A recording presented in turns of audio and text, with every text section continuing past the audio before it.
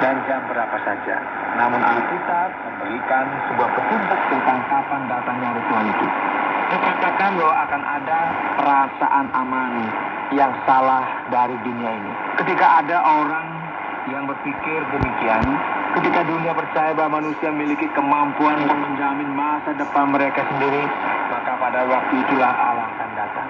Pada saat yang tidak diharapkan. Jadi apakah konsekuensi praktis dari semuanya ini? Apa yang kita perlu pelajari mengenai kedatangan Kristus kembali? Perhatikan ayat 4. Tetapi kamu, saudara-saudara, kamu tidak hidup di dalam kegelapan, sehingga hari itu tiba-tiba mendatangi kamu seperti pencuri. Karena kamu semua adalah anak-anak terang dan anak-anak siang. Kita bukanlah orang-orang malam atau orang-orang kegelapan. Ya, Paulus menggunakan metafora, kiasan mengenai siang dan terang, yang berarti Kristus dan semua yang baik. Sebab itu baiklah, jangan kita tidur seperti orang-orang lain, tetapi berjaga-jaga dan sadar.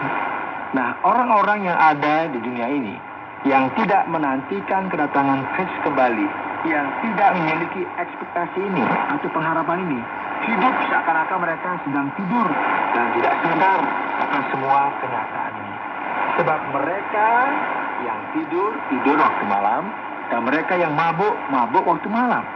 Paulus mengaitkan sikap ini sebagai sebuah sikap yang jauh dari realita eskatologi dan sama sekali tidak peduli terkait dengan kedatangan Kristus kembali, dengan bertindak sebagaimana yang dilakukan oleh banyak orang di malam hari, yaitu apa? Hidup dalam dosa dan tidak mau berpikir mengenai hal ini.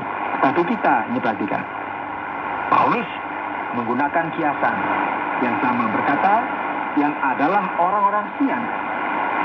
Marilah kita sadar, berbagi silakan ini tali kasih dan berketopongkan pengharapan keselamatan. Nah, istilah yang dipakai di sini ini sama dengan apa yang dipakai dalam kitab Efesus pasal 6.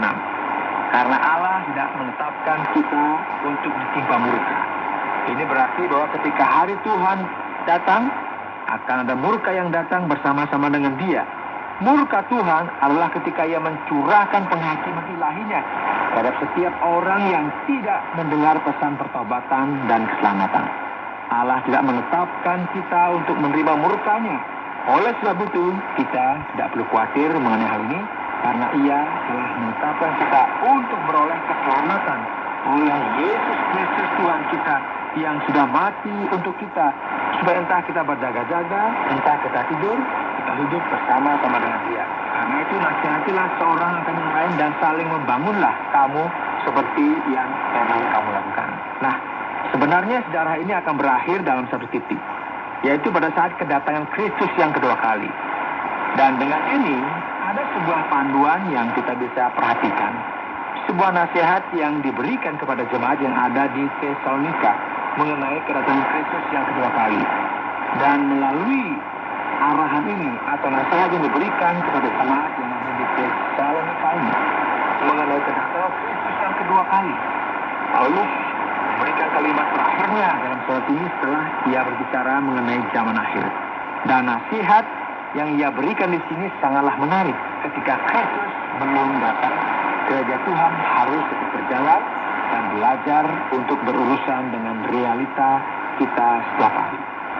Kami minta kepadamu, saudara-saudara, supaya kamu menghormati mereka yang bekerja keras di antara kamu, yang memimpin kamu dalam Tuhan dan yang menegur kamu. Nasihat pertama yang diberikan, perhatikanlah orang-orang yang merupakan pemimpin rohani ini. Dengan kata lain, jaga dan pastikanlah para pemimpin rohani ini, baik itu pemimpin rohani maupun pendeta. Dan supaya kamu sungguh-sungguh menjunjung mereka dalam kasih karena pekerjaan mereka. Hiduplah selalu dalam damai seorang dengan yang lain. Paulus berkata lagi, kami juga menasihati kamu, saudara-saudara, tegurlah mereka yang hidup dengan tidak tertib, yaitu orang-orang yang suka memberontak, ya, tidak bisa diatur, orang yang sesuai dengan apa yang dilakukan oleh gereja. Hiburlah mereka yang keras hati, belalah mereka yang lemah, sabarlah terhadap semua orang. Saudara, Paulus menekankan sebuah kehidupan dalam masyarakat dan hubungan antar jemaat di dalam gereja. Ini merupakan sesuatu yang sangat penting yang penting sekali bagi kita meyakini karena kita juga hidup di dalam gereja. Perhatikanlah supaya jangan ada orang yang membalas jahat dengan jahat, tapi usahakanlah senantiasa yang baik terhadap kamu masing-masing dan terhadap semua orang. Nah, surat kepada jemaat yang ada di Tesalonika ini memberikan sebuah penekanan akan kasih yang berlimpah-limpah. Bersukacitalah senantiasa, tetaplah berdoa, mengucap syukurlah dalam segala hal, sebab itulah yang dikehendaki Allah dalam Kristus Yesus bagi kamu. Ini merupakan sebuah surat yang penuh dengan kemenangan. Surat yang menyatakan kepada kita mengenai sebuah jaminan yang jelas tentang Injil.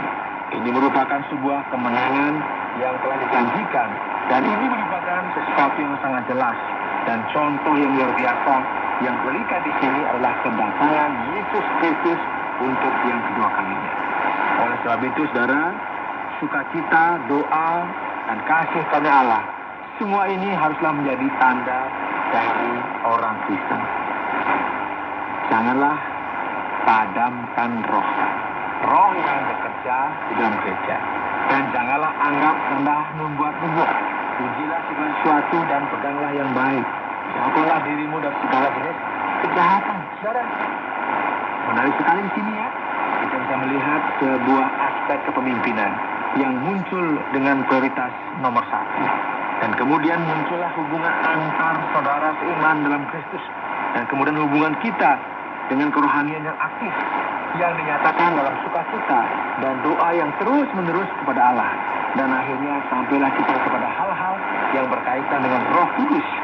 Mungkin karena ada hal-hal yang aneh yang muncul ya berkaitan dengan kedatangan Kristus yang kedua kali, ada bahaya mengenai nubuatan. Mungkin sekali ya bahwa ada nubuatan yang salah yang muncul pada waktu itu. Inilah mengapa Paulus berkata, jangan meremehkan nubuatan dan ujilah semua dalam segala aspek. Jadi sekarang Paulus berkata, semoga Allah damai sejahtera menguduskan kamu seluruhnya, dan semoga roh, jiwa, dan tubuhmu terpelihara sempurna dengan tak bercacat pada kedatangan Yesus Kristus Tuhan kita. Ia yang memanggil kamu adalah setia, ia juga akan menggenapinya. Saudara-saudara, doakanlah kami, sampaikanlah salam kami kepada semua saudara dengan hati yang kudus. Demi nama Tuhan aku minta dengan sangat kepadamu, supaya surat ini dibacakan kepada semua saudara. Kasih karunia Yesus Kristus Tuhan kita menyertai kami. Saudara yang dikasihi oleh Tuhan, saudara kita berjalan dan kita semua sedang menantikan akhir dari semua ini, masa di mana Kristus Yesus datang untuk yang kedua kalinya. Dan seiring waktu yang berjalan, kita harus tetap melayani Allah kita. Dan penting sekali bagi kita hidup menyenangkan Tuhan dengan sikap yang benar. Oleh sebab itu penting sekali bagi kita memperhatikan akhir dari semua ini, yaitu apa yang dikatakan dalam kitab pertama Tesalonika ini. Dan kita perlu menyimpan hal ini dalam hati kita. Dan kita tidak boleh lupa, karena Yesus akan datang kembali pada saat yang kita tidak pernah sangka-sangka, seperti mencuri pada malam hari. Anda sedang mendengarkan Jalan 66 dalam rangkaian pembelajaran 1 Tesalonika pasal yang ke-5.